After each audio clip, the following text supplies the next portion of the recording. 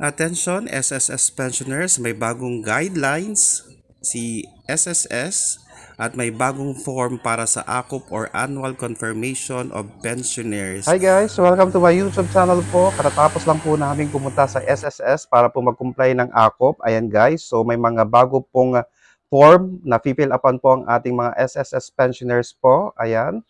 At meron pong polisiya si SSS regarding po sa mga surviving spouse or survivorship pensioner po natin. Una po, meron pong bagong form ang AKOP or Annual Confirmation of Pensioner. So kinakailangan po nating mag-download, ayan, or kumuha po sa SSS branch ng bagong form. Dated July 2024 po yung form. So kinakailangan po na updated po yung form dahil nga po, ulitin po ninyo yan sa mismong SSS kung hindi po updated ang inyong form. Pangalawa po, isa pong guideline ni SSS ay dapat po ang survivorship pensioner po ay meron pong SSS number.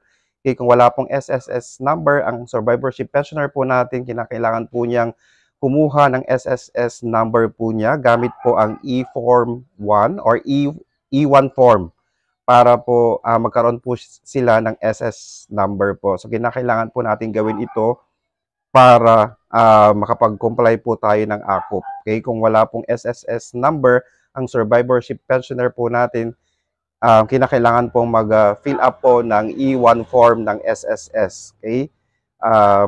Siguraduhin po natin na sundin po natin yung mga guidelines and policies ni SSS para po makapag-comply po tayo sa AKOP ngayon. Ulitin po natin, meron na pong bagong form ang AKOP. Ayan, so yung mga old forms po ninyo, wag nyo na pong gamitin. Pangalawa po, lahat po ng nasa survivorship pensioner po, dapat meron pong SSS number po. Kung wala po kayong SSS number, bibigyan po kayo ng E1 form para po magkaroon ng SSS number.